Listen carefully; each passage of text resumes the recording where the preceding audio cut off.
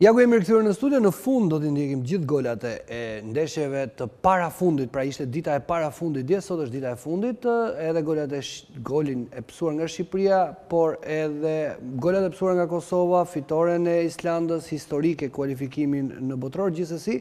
Tani do të flasim për TVSH-n, për biznesin e vogël, unë do të them mirëmëngjes pedagogut të Universitetit të Tiranës, Olti Rumbullaku, mirëmëngjes e mirëseverdhje. Mirëmëngjes. Faleminderit që pranove ftesën, po do ta kthejmë apo po e vendosim për herë të parë TVSH-n për biznesin e vogël njerëz, që sjarim të historikun.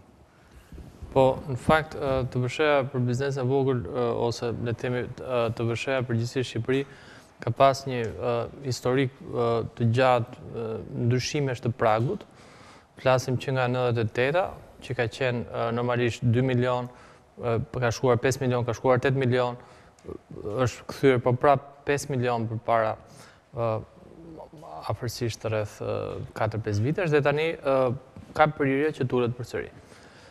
Sikundër kemi në fakt edhe rastin që mund hiqet fare. Unë në fakt qëndroj me opinionin që nuk besoj që do të hiqet fare TVSH-ja për biznes e vogël, por besoj se duhet ulet. Pragu, pra ne jemi nivelin 5 milion të reja ose 50 milion të vjetra dhe në vit dhe relativisht është e nevojshme për mendimin tim një lloj pragu më i ulët, le të themi 2 apo 3 milion lekë, i cili të përfshi më shumë biznese, por të përfshi dhe ato biznese që arrin të shihen këtij pragu për 5 milionësh. Si fshihen këto biznese dhe si arrin të përfshijnë, si ja zbulojnë të fshihen? Të gjitha këto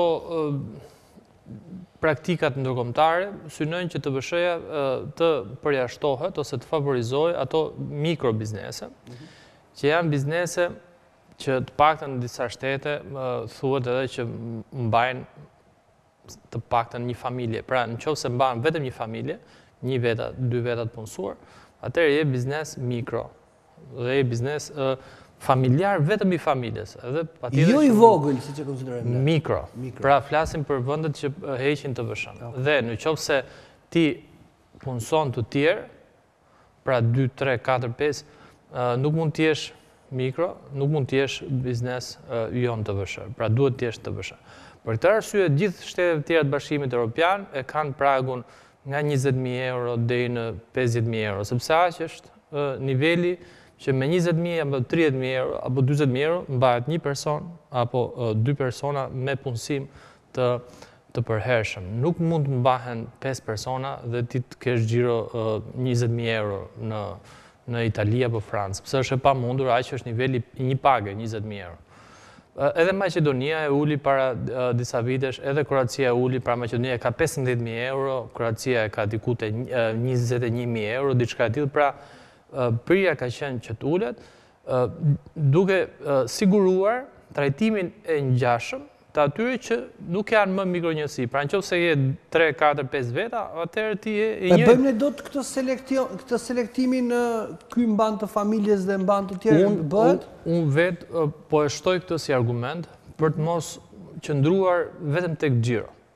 Pra në momentin që ne qëndrojmë ftohtë vetëm tek xhiro, në Shqipëri momentalisht edhe ato që kanë 20 milion lekë të reja xhiro apo 30 milion lekë të reja, aktualisht futen përsëri në favorin për të mos marrë TVSH, sepse nuk e deklarojnë xhiron dhe e mbajnë xhiron 3-4 milion për të vetur. Si argjemi ilaçin këtij mos deklarimit, se evazion fiskal ka kudo, hyn kjo.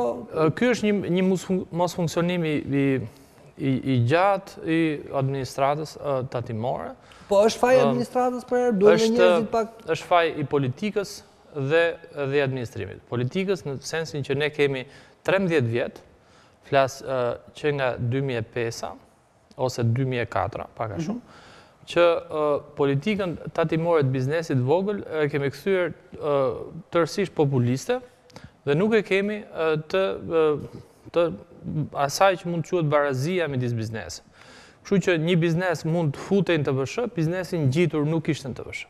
Dhe ai që futet në TVSH, patjetër që ka më shumë edhe taksa, edhe kosto. Por bizneset e ngjashme duhet të jenë gjithë në TVSH. Nëse një biznes ka 5 punonjës edhe tjetri ka 5 konkurrentë, nuk është se ja del me një punonjës të mbajt një din aktivitet. Kështu që ky shformim është shumë i madh në Shqipëri dhe bizneset kanë një lloj në këtë rast trajtimi edhe të rastësishëm, pra dikush mund të eci procedura që kalon në TVSH, dikush tjetër arrin ta pengoj edhe vazhdon me muaj me duhet të ketë një lloj ndryshimi mes llojit të biznesit. Për shembull, po e marr kot një biznes që tregton akullore dhe një biznes tjetër që tregton akullore. Njëri ka një punonjës, tjetri ka 3 punonjës apo 4 punonjës. Xhiro natyrisht kanë të ndryshme. Duhet përfshihen si biznes apo duhet jetë Tani e nisa pak më parë. 2005-ën nisi një populizëm shumë i madh. Kemi zakon në këto. Po, dhe patjetër TVSH-ja që u hoq tatimi mbi të ardhurën personale, tatimi mbi fitimin dhe në momentin që janë hequr gjitha këto tatime, një person fizik në Shqipëri, si biznes i vogël, pra pa TVSH, mund paguaj me një aktivitet shumë të rëndësishëm, shumë herë më pak, po thuajse zero edhe në raport me një pagë. Pra paga që merrni ju, që marr unë, paguan shumë herë më tepër se një biznes i vogël. Ndërsa një biznes tjetër, thash, po prap i ngjashëm që kalon pragun, fillon paguan shumë herë më shumë se ai biznesi i vogël, edhe se ajo pagë, edhe se gjithë tjerët. Pra, pikërisht vetëm se kalon pragun. Kemi një 10 fishim të barrës fiskale, kështu që në këtë rast është patjetër është një rezistencë shumë e madhe e këtyre bizneseve që janë në këtë favor shumë të madh, por ama është trajtim shumë jo i drejtë në raport me ato tjerë që tashmë e paguajnë këtë.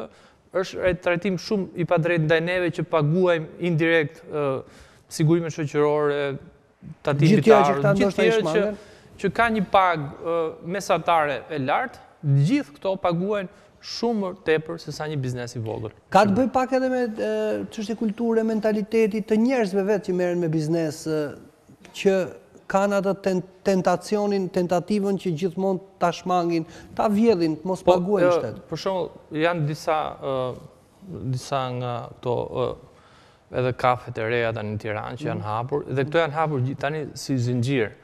Patjetër që ka pas shumë mundësi që këto bizneset vogla që ishin, po të mos tentonin të kurreshin, të dukeshin gjithmonë sikur ishin të vogla, patjetër që shumë prej tyre mund të kishin këtë ide që të zeroheshin dhe të ishin ato të parët që të kishin jo një, po të kishin 10 apo 15 deg në gjithë Tiranë. Dhe këto me të njëjtin emër thoni ju. Këto me të njëjtin emër. Këto me të njëjtin emër tani janë zgjeruar, janë përhapur tjerë sepse janë nisur që në fillim si biznes i madh dhe nuk kanë pasur atë frikën të shoh këtë inspektorin apo të shoh këtë tjetrin për të paguar më pak edhe për të qëndruar gjithmonë si i vogël.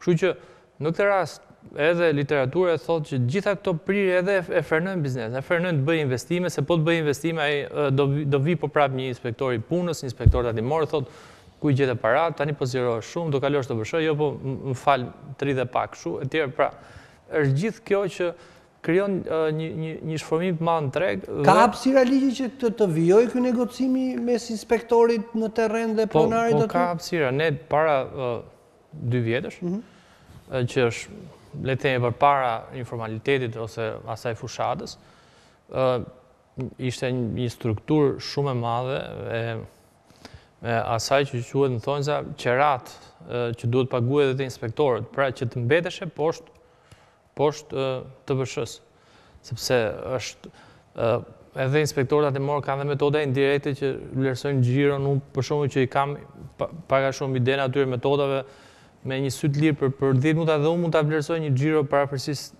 nëse biznesi e kalon apo jo TVSH-n. Nga intensiteti i punës? Nga intensiteti i punës, nga masia e biznesit, nga spotet e punës, pra sa pozicione pune ka, sa sipërfaqe ka, sa inventar ka e tjerë. Kështu që këto ky informalitet shumë i përhapur, për të mos thënë atë që gjysma e bizneseve ishin të paregjistruar, edhe në Tiranë, patjetër që krijonin një situatë që edhe ata që ishin të regjistruar toleroheshin që të mos ishin TVSH. Patjetër dhe ata që ishin të paregjistruar ishin tolerim tjetër dhe gjithë kjo situatë u ndryshua pas 2015, por jo një ndryshim thelbësor. Vazhdojnë inspektorët ta kenë mundësinë? Vazhdojnë të paktën. Perceptimi im është që vazhdojnë një shkallë më të ulët problematika e tolerimeve, e rentave që merren pra në disa nga këto bizneset që janë të mëdhaja, por që prap qëndrojnë të vogla. Sepse deklarojnë pak. Sepse ulin xhiro. Nuk e di në ke dëgjuar ti atë qarkullosi Barcalet në këto qarqet ekonomistëve që të gjithë bizneset e hotelerisë nga veriu në jug deklarojnë një çmim dhome 25.000 lekë të vjetra në tatime dhe pavarësisht se dhoma mund të jetë edhe me 3 shifrore me euro, është në këtë nivel, është në këtë shkallë. Po, për hotelerin, në fakt, para disa vitesh, para 4-5 vitesh, vetëm 4 hotele në Tiranë kanë qenë TVSH. Ka qenë një... Kështë e frikshme. Një informalitet, pavarësisht se ne po bëheshim gati për një lloj fluksi më të madh turistësh, në momentin që nuk je as në TVSH, ti nuk e pret dot një agjenci turistike, sepse ai do të kërkoj faturën me TVSH, do të kërkoj... Do t'i përgjigjesh sipas rregullave. Transferta me bankë e tjera dhe hotelet pastaj do frenohen, sepse një transfer në bankë do ta zbulonte xhiron e vërtetë e tjera. Kështu që jo, e ta dhash si shembull se kur e bëjnë hotelet, llogarit se ç'bën ai që ka atë biznes të vogël. Sash, ne ishim në 2015-ën në situatë shumë madhe informaliteti, pavarësisht se unë me atë të voglën time jam munduar ta them her pas here kur ka qenë mundësia, por në këtë moment ne përsëri kemi një situatë informaliteti, jo aq masive, por prapë e rëndësishme. Unë besoj se jo heqja fare e pragut, por ulja e pragut krijon mundësinë që më shumë nga këto biznese të mos kenë se si të justifikohen. Pastaj, TVSH-ja në momentin që futesh TVSH, të merr rrjedha e TVSH-s dhe se paguan 100.000 lekë muaj TVSH, se paguan 300.000 lekë muaj TVSH, pastaj e ke shumë vështirë ta fshesh. Në momentin që jem TVSH. Aq më të marrësh mbrapsht. Pra, po, thjesht paguan diferencën dhe inventarët lëvizin, pra besoj se kjo duhet shoqërohet patjetër edhe me më shumë një lloj kërkese dokumentacioni pak më të rregullt nga ana e tatime, pak më të lidhur në forma elektronike, le të themi që bizneset të edhe kenë një lloj informatizimi, mos i kenë gjitha faturat që ku shkojnë tatimet ato nxjerrin një qese dhe i kanë letrat, thonë ja këtu brenda në qese i kanë. Edhe shipi ku janë, domethënë. Por kanë edhe një lloj gjurmimi të vetë informacione që t'ju duhet dhe vetë, jo vetëm disa llogari që mund të bëjnë në vija trasha, por të jenë gjitha. Edhe ka një alarm të madh, sidomos nga opozita, por edhe nga ekspertë, ndryshim që thonë do reflektojnë në rritje të çmimesh. Nëse futet ose nëse ulet pragu i TVSH-s. Sa rrezik ka në këtë? Ne kemi prap po i kthejmë pak historisë, një situatë shumë të rëndësishme tek çmimet në diku nga viti 2008. Në 2008-ën filloi për herë të parë ai le të themi formalizimi jo nga ana e shtetit, po nga ana e supermarketeve. Pra filluan të përhapen supermarketet në Shqipëri dhe supermarketet normalisht filluan të deklaronin çmimet. Çmimet ishin shumë më pak të deklaruar dhe pati një lloj avantazhi qeveria atëhershme në 2007-2008 sepse pa krijuar fushat informaliteti, filloi të rriste të ardhur në mënyrë të rëndësishme. Dhe gjithë këto informacione tatimore, patjetër që nga 2008 administrata i ka pasur. Që thotë edhe çmimet u rivendosën nivele të rëndësishme, po edhe tatimet e dhanë plotësisht efektin në çmime. Dhe në momentin që ato çmime që nga 2008 e mbrapa kanë informacione në supermarkete, në qendra tregtare e tjera, patjetër që ato janë çmime orientuese. Se cili market apo dyqan apo lokal e tjera vendos çmimet e veta në bazë konkurrencës, në bazë klientëve që ka ndikon paksa tatimi, por çmimet kryesisht varen nga tregu, varen nga klientët, nëse do shohin te dyqani i lagjes apo do shohin te supermarketi, do kenë më shumë kohë për të shkuar në supermarket apo do kenë më pak kohë për të shkuar te dyqani i lagjes, e tjera dhe këto janë vendime që normalisht merren për ditë. Një dyqan patjetër mund të rrisë çmimet nëse sheh që klienti mund ta blejnë. Do shtohet edhe TVSH-ja në disa raste. Ka një vështirësi të madhe këtu që tregu ti imponoj çmimet, pse ndodh ndryshe këtu? Ka pak të një perceptim sikur dikush bën ç'të doj me çmimin dhe prapse prap shqiptarët blejnë. Apo nuk është perceptimi i gabuar? Është tregu gjithmonë ai që vendos apo ka edhe kartele monopole? Ne po flasim për mallin konsumi, përgjithsisht tregu është i hapur, patjetër që importuesit ose ata ofruesit e parë mund të ndikojnë çmime në mënyrë të rëndësishme, pastaj marzhet janë relativisht standarde dhe ka konkurrencë. Pra, si në pjesën e shitjes me pakicë, pra patjetër në supermarkete apo dyqane apo lokale apo çfarë do lloj dyqane rrobash e tjera, patjetër që ka më shumë konkurrencë dhe çmimet reflektojnë marzhet apo ato synimet përfitimin që kanë secili biznes. Edi Rama dje ka lënë të kuptohet se zejtarët dhe ata që do shesin në tregjet bashkiake do të përjashtohen. Gjithë tjerët kanë përshtypjen që do futen në skemën e TVSH-s. Është sipas jush? Patjetër, unë nuk e kam shumë të qartë se si do shkojmë në fundim. Akoma ende po flasim me hipoteza. Këto janë shenjat e para që mund të ketë disa përjashtime. Patjetër që këto grupe shumë specifike, pra mikro njësi, mund të kenë një favor, mund të shtohen dhe grupe tjera, po gjithmonë unë mbetem me idenë që një prag i ullët, ose heqja pragu, po sidomos një prag i ullët, në këto moment i jep më shumë, patjetër që këto biznese i ngushton për një periudhë vogël se sa le të mësohen me këtë, por krijon më shumë drejtësi. Dhe vetë këto bizneset vogla, nëse do zbatohej në mënyrë të rregullt TVSH-ja, disa do paguanin 50.000 lekë vjetra, disa do paguanin 100.000 lekë vjetra, disa do paguanin 500.000. Sepse jo të gjithë janë njësoj, disa kanë më shumë xhiro, disa kanë më pak xhiro. Dhe unë të paktën edhe në lagje ndryshme kam parë biznese, siç e thashë pak më parë, të formalizuara, këto që mund të jenë zinxhirët e kafeve që thamë, që për një pikë, për një dyqan, mund të arrijnë të paguajnë dhe 2 milion lekë TVSH në muaj. Nuk e kam problem. 2 milion, 3 milion, lokalin ngjitur nuk paguan asgjë, vetëm sepse nuk është në TVSH. Por edhe kjo nuk është e tretë, sepse normalisht të dy mund të kenë xhirot për afërta. Do arrijë kjo të bëjë edhe një lloj seleksionimi, ne shohim që ka një grumbull apo një mori lokalesh apo njësisht të njëjta ngjitur me njëra tjetrën. Do filloj kjo të bëjë atë selektimin dhe ndoshta mund të duket në fillim e frikshme se do ketë mbyllje biznesit. Momentalisht 120.000 lekë të vjetra, flasim, xhiro në ditë është ai kufiri aktual. Pra, 120.000 lekë vjetra dhe 12.000. 12.000 të reja në ditë. 100 euro.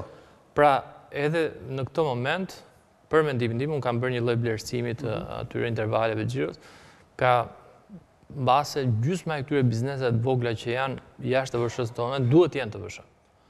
Por arrijnë që ta ulin këtë kufi duke mos deklaruar kuponët edhe xhiron e tyre. Dhe në momentin që nuk kanë më kufi apo ulet më tej kufiri, kanë pak mundësi ta justifikojnë. Dhe në momentin që ti nuk ke më arsye ta justifikosh, ti gradualisht do shkosh në xhiron tënde. Do shkosh në xhiron që aktiviteti ka, sepse pastaj nuk ja vlen ta fshehesh për 50.000 lekë apo 100.000 lekë vjetra në muaj. Unë të falenderoj gjithmonë kënaqësi të kesh qenë në studio, folëm për vendosjen e TVSH-s për biznesin e vogël me Olti Rumbullakun, pedagog në Universitetin e Tiranës. Do të ndalemi në pak reklam dhe do të kthehemi të flasim për aksionin opozitar, Partisë Demokratike me deputetën demokrate Dhurata Çupi vetëm pas pak.